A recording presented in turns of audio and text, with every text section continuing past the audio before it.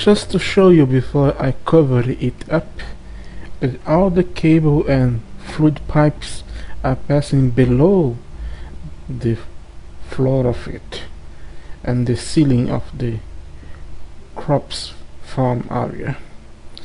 So you can see the cables going all the way around. Well. That time I said that I would skip the crafting, but now that I have more, I can show you that I'm gonna make some more mass fabricators. So let's try this, shall we? And here we have one.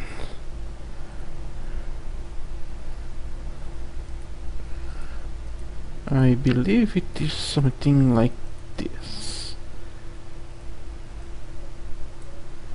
And the holes in the middle, and we have another one. And because they are different materials, they don't stack. Thank you for that. And the third one. No stack. She's Louise. As you can see, I have somewhat finished this in between part, so it's look more nice here now. Still need to take out some walls and replace it, but I had moved the mass fabrication from there to here. Here's the 3 ones I already have, and now we're gonna add more 3 to our line. And go. Now we have 6 mass fabricators. I must confess the truth. Actually, it's been already 2 weeks since the last time I played Minecraft. Yeah, it has been a long time. I am playing a somewhat MMO with my friends. That's one reason why I wasn't playing much. Also, as I said before, there isn't much left to do. There is something left, but it's not that huge. Now is create more mass fabricators to make more plutonium, make more energy, and have more mass fabricators. I plan to have 4 sets of 3 mass fabricator, ending with 12. That's gonna give me somewhat amount of matter. But since I cannot produce enough liquid amplifier to all of those, it's gonna be that fast. But it's okay. I'm still little by little upgrading the energy power line. I have one full, and I have started making the second one. So at some point I will have more power than I expend, and when I reach that point, I can keep the mass fabricators running forever.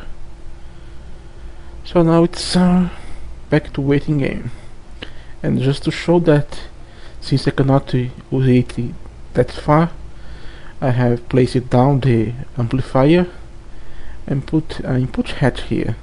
And here we're gonna leave some cells to accumulate amplifier overnight. And then at some point when I return, I will have all the cells full.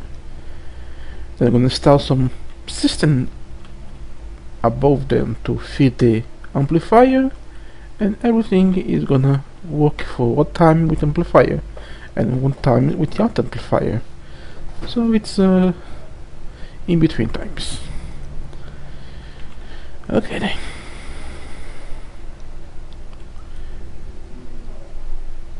And here we have our first matter.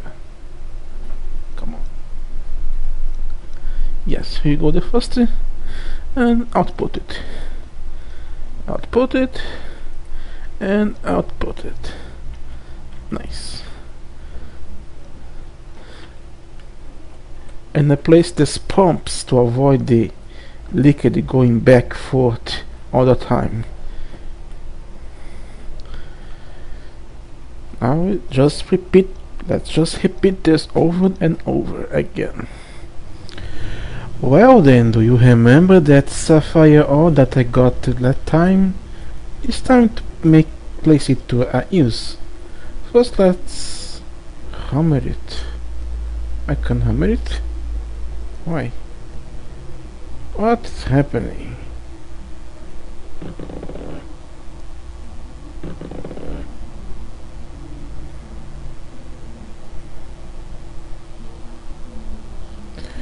As always, remember to give it energy.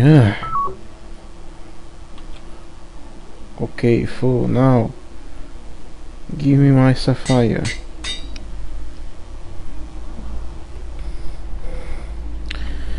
Good, now I'll take this beautiful sapphire and crush it to dust. Because I need the dust only, and only the dust. Because for now, and you cannot do this in the future, is to compress this dust to get a plate.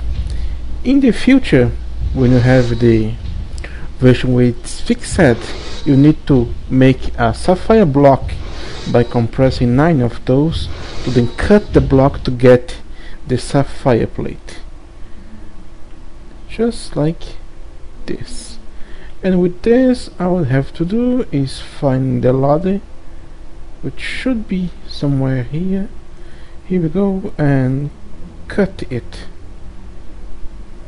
So to give us our beautiful and require sapphire lens. This is sapphire.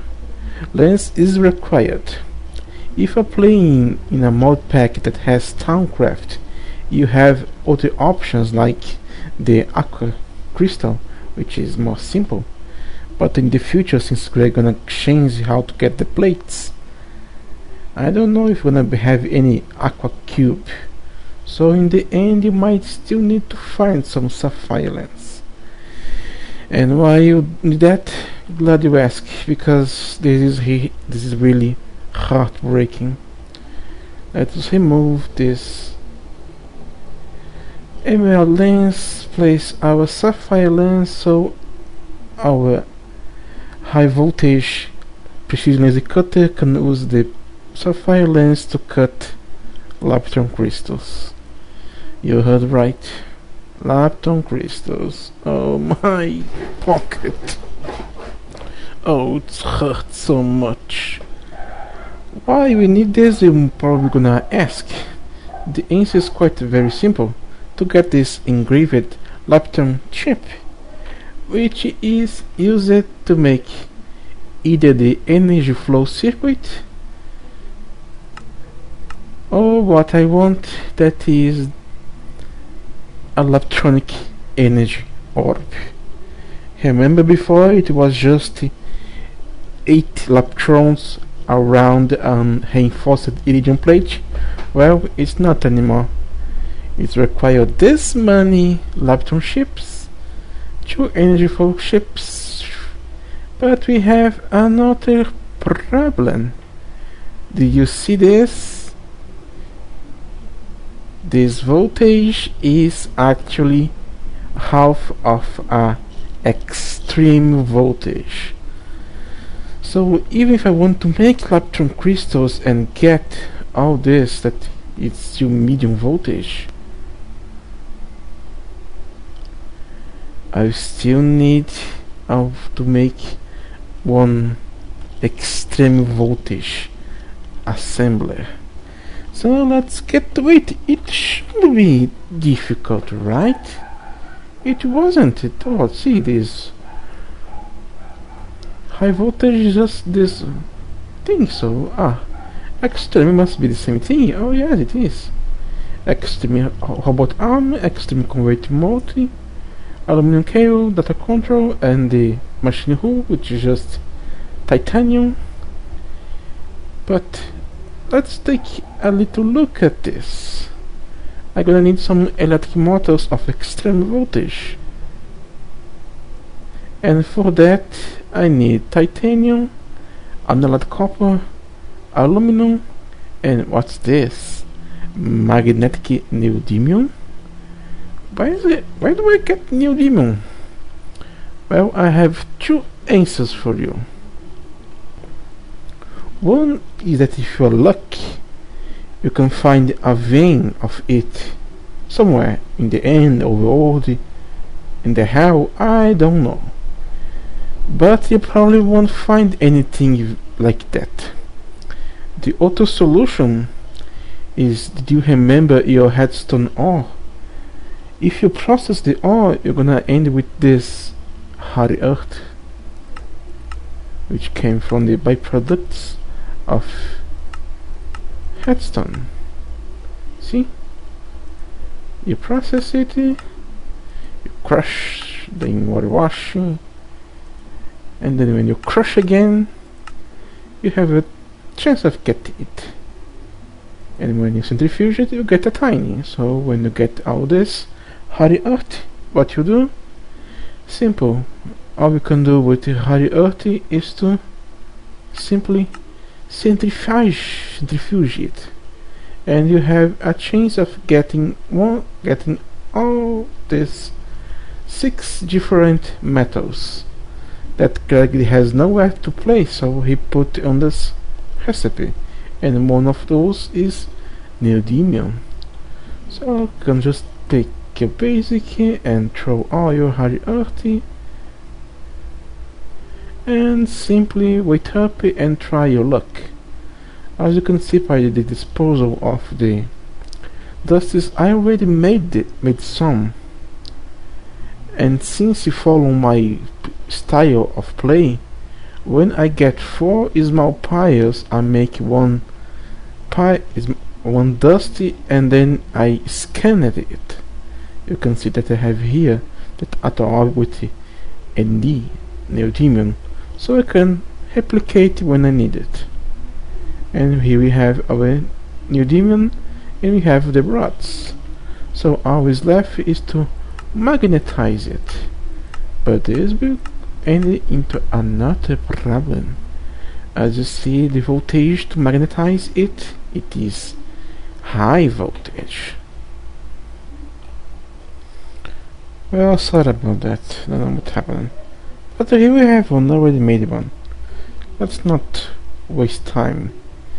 It's not that difficult actually, just need some copper cable, golden cables, and some steel rods and the machine hole, and you're done.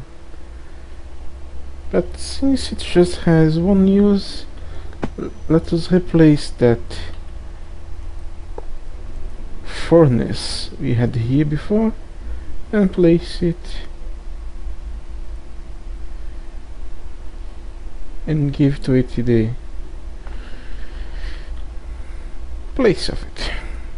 Now I have to left to do is waiting charging, and so I could make that. Well then, cutting out the crap, I'll show you all the steps, but I am not gonna actually do it. All this is to have a better storage system, because as you know, the MEFSU from Industrial Craft can only hold about 40 million U, and that is not much. One single laptonic orb can hold more than double of that. So you're probably not gonna make large storages for it, like this one insane voltage battery buffer, because Laptron orbs are insane voltage. It's a little more complicated to build because it requires tungsten wire. Also require tungsten for the machine hole, and the machine holes it is tungsten, which you get from cooking tungsten and steel on a high voltage in electric blast furnace. With that you can have a pretty decent place to store your energy, and of course you need a transformer to not blow anything up. I'm not gonna show you because this would take so much time, and this was just the last step I was missing. But moving on, we have some changes on the GregTech itself. One good example is the piston recipe. For those who had followed me from the beginning, it was very expensive to make any piston because it required a large gear. However, Greg changed it. Now it requires just a small gear, and the small gear is made just be hammering a plate. So instead of needing 6 ingots to make one large gear, now you can just take one to make one small gear. And that has been passed to a lot of other materials. For one example, the stainless steel. Oh, I don't have any. Be right back. Well then, shall we try to relocate our precious thing then?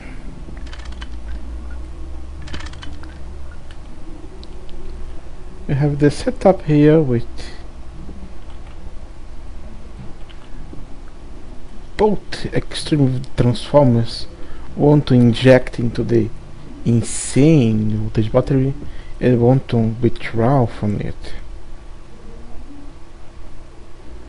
Now let's just place our transformer back to where it was. Set step down. Place our MFSU in place too. Set it correctly so it should power our stuff. Now all is left is to give this monster something to store power, this electronic that I had from the Kirara 1. So let's place it and hope nothing explodes. So go.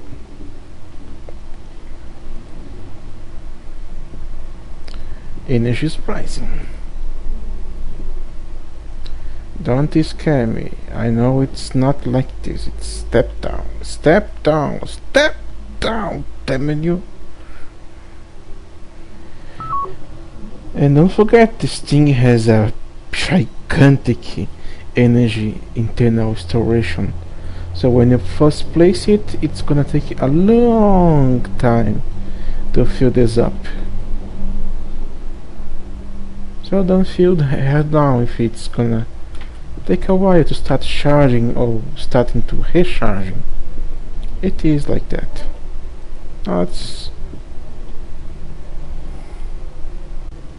And since we are down here, I have a good news for you. Remember this chest of chrome? It's actually full. You say, no, it's not full. This one is not a full stack. That's because I already cooked some chrome. That's why it's not full. And here we have 9 mass fabricators. Yay! And they run no stop. Sorry about those holes in the ground. I just changed my energy, so that's why there's holes of it. And everything else is fine. And they introduced me some mass so I can make more things. And if you pay attention here, all RTGs are full. So I have at least all the time 1 high voltage of energy, no stop. For RTGs in 1 SESU equals 1 medium voltage that spill on this energy line of isolated high voltage cables. Because, wait a minute, yeah, it's a high voltage, but it's actually extreme voltage. Someone should warn one player about it and change the name, because it do not fit anymore.